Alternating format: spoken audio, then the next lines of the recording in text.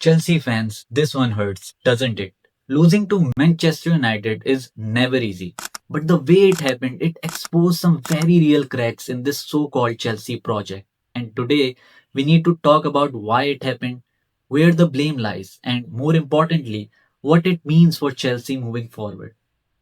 Now, let's be honest here. Everyone knows Chelsea's owners have a very specific strategy, buying young, raw, high potential players that are already hyped up prices and hope some of them turn into world class stars that can either win trophies or be sold for a massive profit.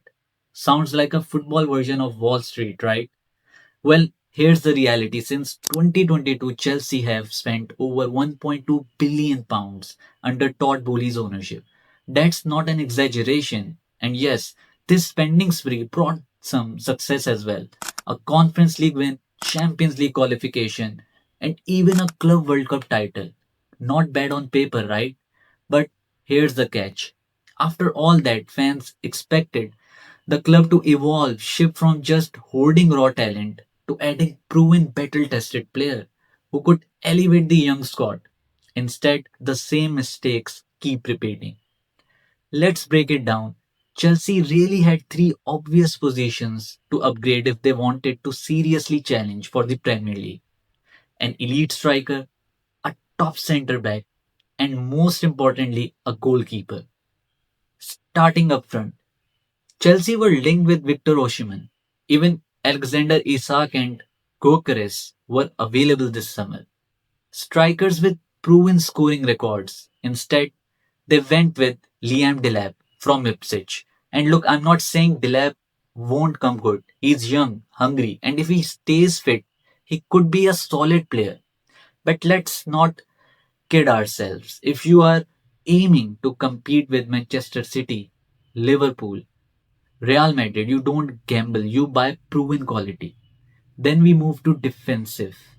After Levi Colwell's injury, Chelsea best young defender, there was an urgent need for someone strong, dynamic, ready to slot straight into starting 11.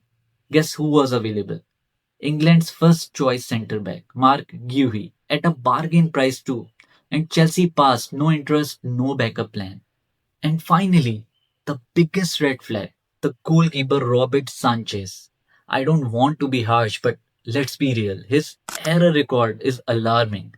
His distribution, shaky at best, and Chelsea knew this. They were in advanced talks for Mike Magnan, AC Milan's number one Champions League level keeper. The price around 25 million pound for Chelsea, that's peanuts. But apparently he was too old at 30. Yet if he was 18, Chelsea probably would have broken their own transfer record for him. From day one of this season, it was clear this squad was missing experience and quality in key areas. Bayern Munich showed it brutally when they dismantled Chelsea in Europe. And now Manchester United. Yes, the same United rebuilding under Amorim exposed them in the Premier League. This defeat at Old Trafford wasn't just another bad day at the office, it was writing on the wall. Chelsea's young, exciting project might have potential, but without balance, without proven leaders in the dressing room, it is going to keep falling short. And Chelsea fans, they are desperate.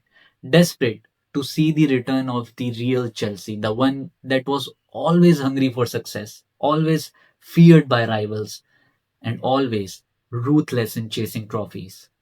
So here's the big question: will Chelsea owners ever adapt, or will they stay locked in this obsession with buying the next big thing instead of players who can deliver right now? Because if not, then losses like this, one against United, will keep happening, and fans' patience won't last forever.